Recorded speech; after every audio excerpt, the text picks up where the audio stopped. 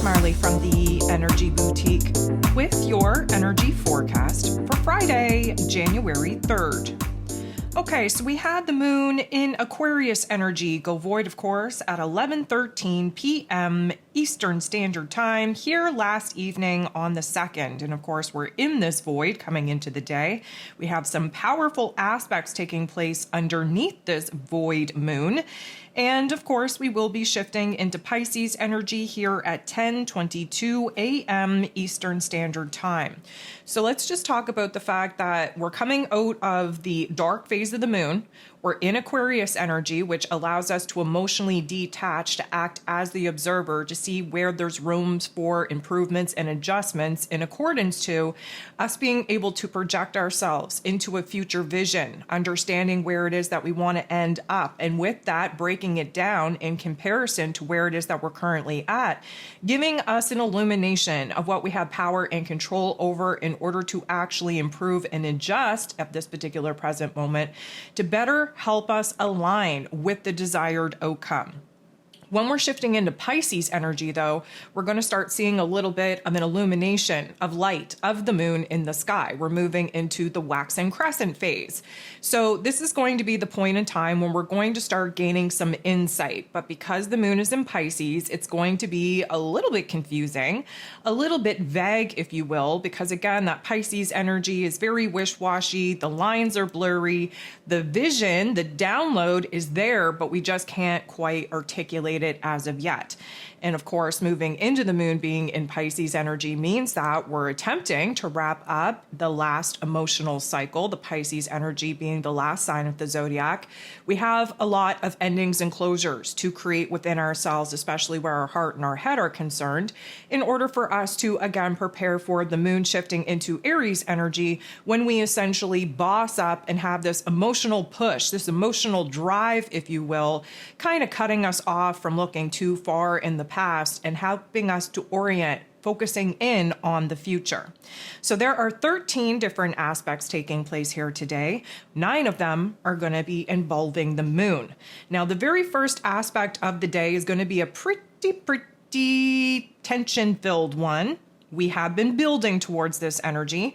I'm talking about Mars, the god of war, ruling over our physical energy, our drive, our passion, our desires, even our anger, who is retrograde. So again, the energy is internalized. Our ass is sat on the bench. We have to observe the game instead of actually taking action in it.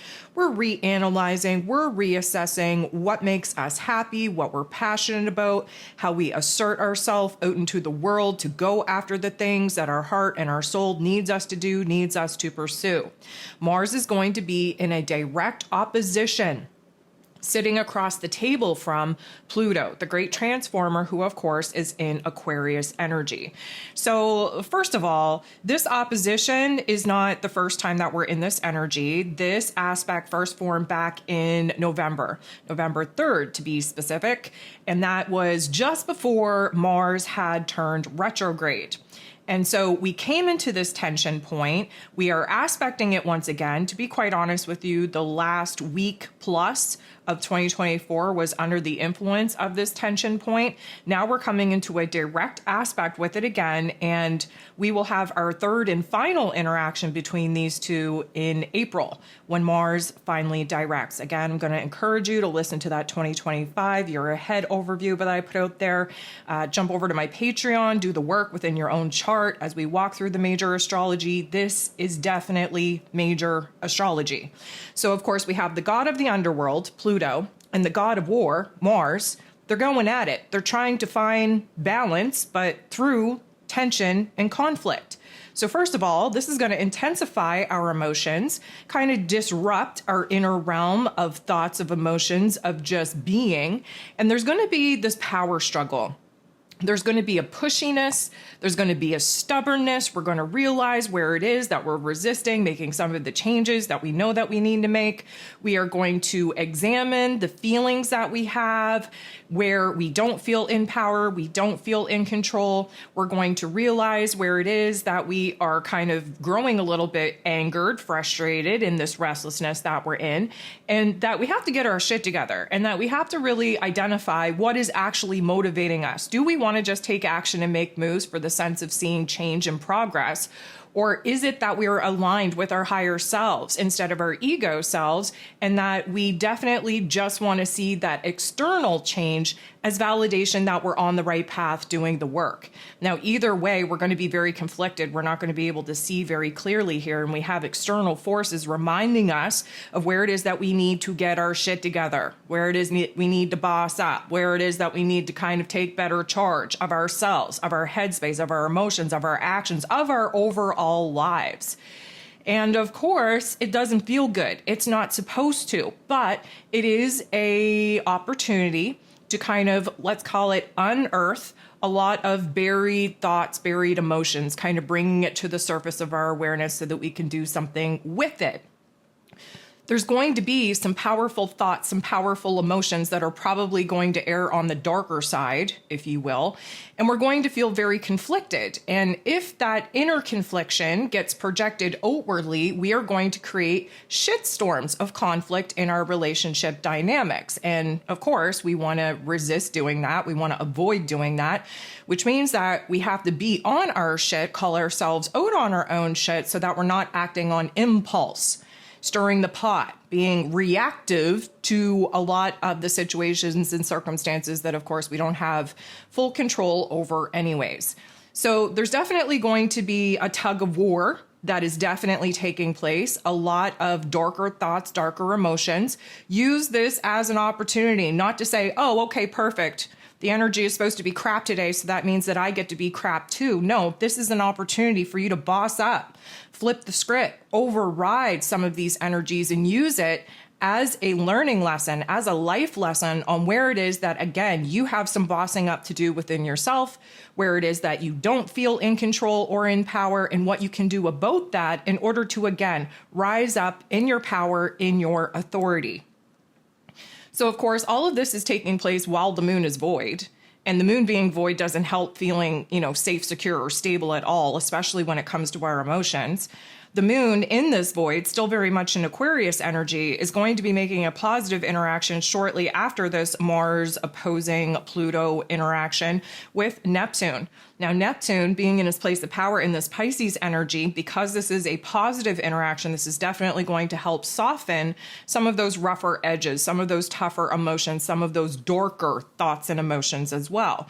This is going to remind us that we have to be hopeful. We have to, again, maintain our hopes, our wishes, our dreams. We have to hold the vision very strong in our mind's eye, in our heart space of where it is that we would like to end up, to understand that the frustrations that we're currently feeling right now are indicating to us what actually matters, what we actually care about, what we're actually passionate about, even if it is in a tougher, more tension-filled roundabout way. The moon is then going to semi-square, which creates a little bit of tension and conflict, with the sun. The sun is in Capricorn energy, the moon in Aquarius energy at this particular point in time. The moon and the sun coming together are going to pop off an epiphany, an aha moment of new wants, new needs, new desires. Now, granted, we're going to be illuminated on what we actually want, need, and desire through tension, through conflict, because, of course, this is not a positive aspect. Luckily for us, the moon in this Aquarius energy has us emotionally detached and removed from the situation. So let me just put it to you this way. If you're sitting in a funk, if you're angered, if you're frustrated, if you're down, just realize that this is a minimal type of mood and attitude compared to what we would be experiencing if we didn't have the moon in Aquarius kind of removing us from that emotional disposition. So it could be a whole hell of a lot worse. Let's just keep that in perspective. We have the moon in Aquarius emotionally trying to project ourselves into the desired outcome that we absolutely want to start manifesting. The sun in Capricorn giving us a logical, practical, realistic approach on what needs to be done, the proper steps that need to be taken in order to actually get from where it is that we're at to where it is that we desire to be.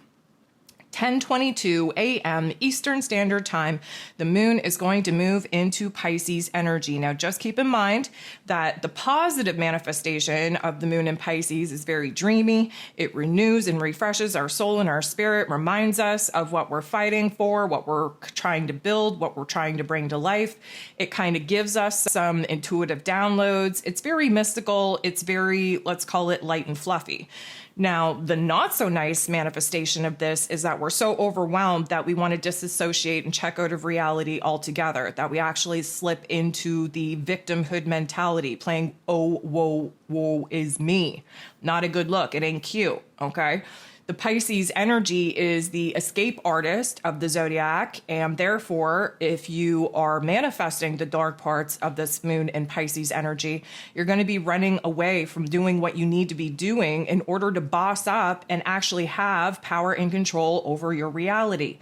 So again, let's try to manifest the positive aspects of each and every single one of these energy shifts. Now, right out of the gate, 10:57 a.m. Eastern Standard Time, we have Venus, the goddess of love, beauty, worth, pleasure, and money, who just shifted into this Pisces energy. This is actually the first aspect that Venus will be making in this Pisces energy. If you haven't listened to the Astro Forecast, I'm going to recommend you do that. If you haven't downloaded your January energy guide, I'm going to recommend you do that. Flip to this particular chapter because this is something that we're going to be revisiting in the future weeks when Venus essentially goes retrograde and comes back to revisit some of these topics and themes. We have Venus making a very positive interaction with the North Node in Aries energy. That North Node is trying to get us on the right path in alignment with our soul's mission, with our soul's purpose. Now, granted, this is a beautiful energy for us to be kind of giving ourselves permission to float away into Lulu land, imaginary land, if you will, really conjure up a good vision, a good dream, what makes our heart happy, what it is that we're fantasizing about, what it is if we could snap our fingers and open our eyes, what it is that we would be living, who it is that we would be living this particular situation with, and what that vision, goal, dream actually consists of. Now, we are open-hearted under the Venus in Pisces energy, so much so that you could be overwhelmed with the energies that you're picking up on. And because of that, we're tapping into new levels of empathy, compassion, forgiveness, all of these beautiful things that we need to do, not only in our personal lives with the people that we care about, but also with our own damn selves. And so there's this aspect where we're willing to kind of see where it is that we want to go and grow from here. And we're open to healing. We're open to doing the work. Even if it's hard, we're open to healing this particular aspect within ourselves. The moon, now in Pisces energy, is then going to make that same interaction with that North Node in Aries energy. So again, we are kind of orienting to opening up our heart space in the best kind of ways to seeing where it is that we could make adjustments and improvements, especially with the way that we're feeling, especially with what it is that we are visualizing in order for us to kind of remove the junk and gunk so that we can be in alignment with this new purpose, with this new plan, with this new path, with this new direction that we're anxiously trying to get upon. So after that happens, we have the moon and Venus coming together because, of course, they're in the very beginning degrees of this Pisces energy. And the moon definitely moves way faster than Venus does. That's why we started off with Venus making that interaction with the North Node. The moon followed that up, and now the moon and Venus are going to be making a conjunction. And that conjunction energy is an ending just as much as it is a beginning. And what we're putting behind us is relationship struggles, struggles that we're having with our finances, struggles that we're having with feeling safe and secure and stable in our lives.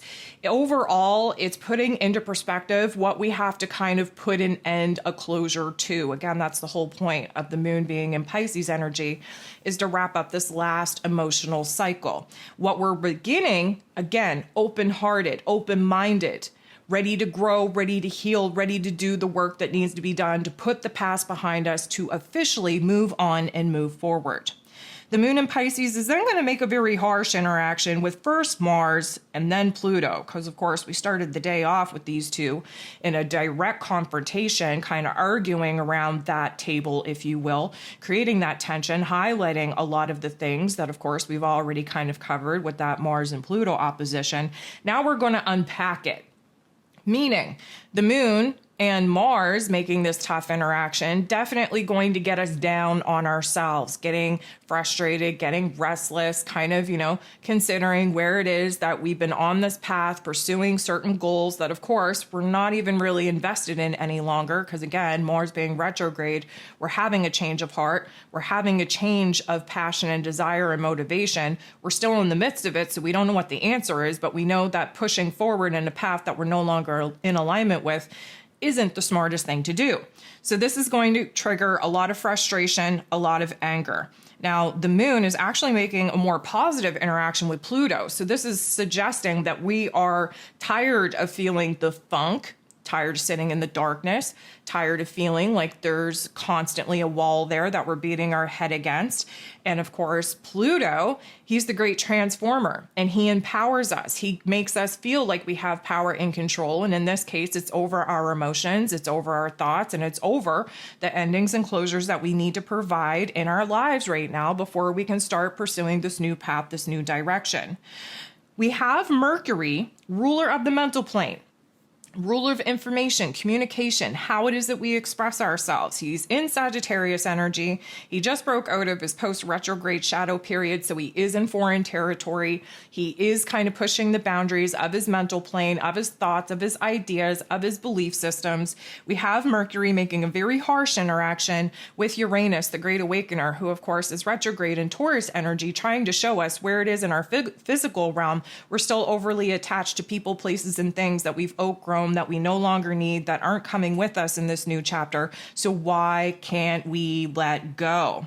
This particular energy, because Mercury rules over the lowest level of our intellect and Uranus rules over the highest form of our intellect, there's going to be a lot of mental pressure. Take a listen to the ascension forecast for this week if you need to remind yourself of where the energy is manifesting in the physical form and why it's happening. But basically, this is going to be an aha moment after the tension actually passes. It is going to put us on the fence on a lot of things. We are wanting to force ourselves into making decisions that we're not ready to make right now. It is going to kind of put us in a situation where, we're kind of scatterbrained all over the place. We can't be thinking as clearly as we would like. Again, Sag energy that Mercury is currently in is kind of like the ADHD squirrel brain, right? Jumping all over the place. But there is this element, if you will, where we're actually realizing that we're creating a lot of confusion, a lot of anxiety that there doesn't need to be. And so again, it comes down to choice point on whether or not you have the power and control over your inner dialogue, over your mental plane, and over your emotions. This is going to be a jolt, a zap, if you will, to our headspace in order for us to, again, either shake our head and adopt a different perspective, a different narrative, or bang our head against a wall and wonder why our head hurts, right? It's up to us. So the moon goes ahead and semi-squares, which creates a little bit of tension and conflict with Chiron, the wounded healer, who is now direct in Aries energy. So this is going to create tension and conflict in our emotions because, again, Chiron is really pushing for this new version of self, this higher vibration of self, to be anchored in, to be the one leading us in this new path, in this new direction. This is the warrior type of mood and attitude and spirit that we have to examine the parts of self that are still wounded, that still need time, energy, and attention, repair, healing, love, all of these things, and that we're able to actually do what needs to be done to attempt to heal said parts of self. The moon in Pisces, we're hella sensitive, we're very overwhelmed at this particular juncture. And because of that, the manifestation of the dark side of Pisces is definitely going to be triggered and activated. When Chiron is in a not so nice aspect, we're kind of more focused on the wounds than we are the ability to heal them. And so this is what I was talking about. Like, we kind of slip into this poor woe is me mood and attitude, victimhood mentality. Nothing's ever going to change. Nothing's ever going to get better. But realistically speaking, you have to understand, and you will through this particular tension point, if you are self-aware and doing the work, that when we slip back into those particular narratives, it's because the old version of self and the wounds that created that old version of self trying to, again, stay in power, trying to stay in control. Again, it's up to us to override these particular energies, narratives, and of course, emotions. We have Venus, the goddess of love, beauty, worth, pleasure, and money, in this Pisces energy, making a very harsh interaction with Mars, the god of war, who of course is retrograde. And he's not feeling so good. He's not feeling so hot. He is in this Leo energy, so there's a lot going on in the heart space. Venus, of course, she's all about the heart space. This is going to kind of trigger, I'm going to say, activations where we're confused on what we want, what we need, what we desire. There's this element where, of course, we're dealing with the feminine divine, and the masculine divine energies. And neither one of them are, I'm going to say, in a good mind space at this particular juncture. And this is going to create a lot of conflict, not only within us, between our heart and our head, but in our relationship dynamics if we allow it to kind of be projected outwardly. And so it feels like we're hurt, and it feels like we're sad, and it feels like we're ripping off the scabs of the wounds in which we've been trying to heal. And again, sometimes that's necessary in order to reframe and put into perspective the wounds and how they got there and who actually created them and what we've been doing to actually heal them. Either way, it just feels like we are kind of at war within ourselves with what it is that we want, what it is that we need. Our romantic, let's call it wants, needs, and desires are kind of at odds with what it is that we want to be doing for our own personal goals and ambitions. This could definitely lead to a lot of misunderstandings, and this could definitely lead to a lot of conflict in relationship dynamics that doesn't need to be there. And spoiler alert, if this does happen to you, it's because you're allowing your own inner realm shit leak out and affect, poison, if you will, the relationship dynamics that you got going on with other people. This needs to be highlighted in order for us to boss up, take charge, and actually attempt to heal said wounds in a very different way from a very different approach. Now, luckily for us, the moon in Pisces is going to make a very positive interaction with Mercury, ruler of the mental plane, shortly thereafter. And this means that our heart space, the moon, and our head space, Mercury, they're actually on the same page. They're working together. So we have this, Mercury energy in Sagittarius, which is as optimistic and positive as we could possibly be. We're thinking about the future. We have all the hopes, wishes, and dreams for the future that we want to absolutely manifest. The moon in Pisces, although, there is that dark manifestation that could come out to play, what we realize right now is if we have a little bit more empathy, compassion, forgiveness, first and foremost for ourselves, second to that with other people, that we can actually overcome some of the struggles that should have definitely been illuminated to us throughout the course of the day. Where communication is concerned, we are speaking with a certain level of bluntness and sensitivity, which usually doesn't go hand in hand, but we're speaking from our soul. There's no filter. It's real, raw, and vulnerable. We're not saying things to try and hurt people's feelings. We're just saying things to stand in our truth. And sometimes that's exactly what we need in order to reconcile and get back on the same page. The last thing that we have going on here today is the moon in Pisces making a very positive interaction with Mars. So Mars being retrograde in the Leo energy, the moon being in Pisces energy. This is definitely going to, again, kind of reset our focus, reset our mood, reset our attitude, get us heart aligned, get us focused, motivated, determined to boss up, to see things through, to follow our heart space, to be authentic, to kind of build and start cultivating this fire, the spark, this flame within us that needs to stay lit, especially as we attempt to kind of, pivot on a path in a new direction. And especially once we kind of reach the first set of obstacles in that new path and direction, we have to have this fire burning very, very strongly. And so emotionally speaking, we're tapping into the positive sides of not only Pisces energy, but of the Mars retrograde and Leo energy, which is honing in on our motivation, on the fuel that we are using, which should be passion and desire. It should be 100% triggering and activating something exciting, something within us that, again, is going to push us in a new path and in a new direction, as long as we choose to continue to follow our heart.